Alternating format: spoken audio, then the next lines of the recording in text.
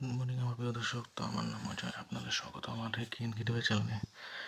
তো ছেলে আগামী পর্বে কী করতে চলছে সে সম্পর্কে বলবো। যে দেখা যাচ্ছে যে দেবনা আয়ুষকে কবর দেওয়ার পরিকল্পনা করছে। তার এই কল্পনা কীভাবে সফল হবে না কুসুম তাকে বাঁচাতে পারবে আয়ুষকে, এই দেখার মতো, এটাই দেখার মতো। তো এখানে দেখা যাচ্ছে যে দেবনা আয়ুষকে এক জঙ্গলে নিয়ে গিয়ে তাকে মুন্ডা লাগিয়ে তাকে বেহুশ করে জেলের মধ্যে করে ইঞ্জেকশন মেরে বেহুশ করে তাকে কবর দেওয়ার ব্যবস্থা করছে। ওইদিকে দেখা যাচ্ছে যে কুসুম তার মার কথা ভাবছে যে একটি মেয়ে এসে আয়ুষকে খুব রক্ষা করবে বিপদে, যখনই সে বিপদে পড়বে। তো কুসুম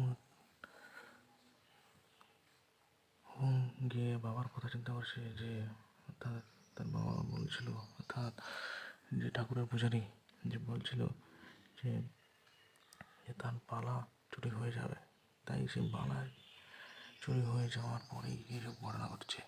অর্থাৎ কি বালা সে চুরি করলো এবং আয়ুষের আগের কথা চিন্তা করছে, যে পুরনো কথা, যে তার পদে পদে বিপদ হয়েছে।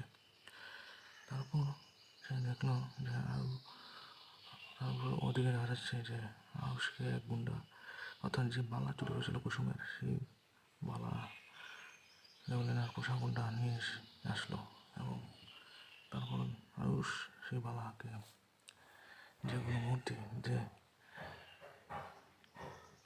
মাথা হাতাপাই করে সেই বালা দিতে বললো, বালা আমাকে দে। তারপর সেই পোষা গুন্ডাটি বললো যে এই বালা না আসলে তুই এখানে আসতে না। তারপর সে দুজনের মধ্যে হাতাপাই শুরু করলো এবং এমন গলা চেপে ধরলো আয়ুষ সেই গুন্ডাটি।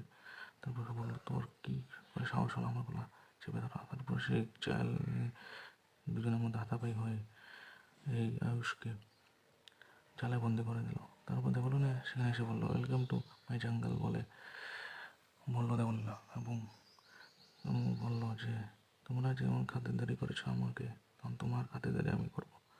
তারপর সেই জালে আটকে পড়লো আয়ুষ এবং দেবলীনা সেই ইঞ্জেকশন এনে তার কাঁধের মধ্যে মেরে দিল এবং আয়ুষ বেহুশ হয়ে পড়লো এবং বেহুশ হয়ে চিন্তা করে মনে মনে ভাবলো, মা কোথায়, মা তুমি? তারপর দেবলীনার যে পোষা গুন্ডা, দেবলীনার পোষা গুন্ডাকে বললো যে তার যে তোমরা তাকে নিয়ে যাও তার গন্তব্যস্থলে, অর্থাৎ সেখানে আমরা আয়ুষকে কবর দেওয়ার ব্যবস্থা করবো। এখানে এই এপিসোডটি শেষ হয়ে গেল। ধন্যবাদ দর্শক, আমার সঙ্গে থাকেন এই ধারাবাহিকের এপিসোডগুলি জানার জন্য। ধন্যবাদ ভিডিওটি দেখার জন্য।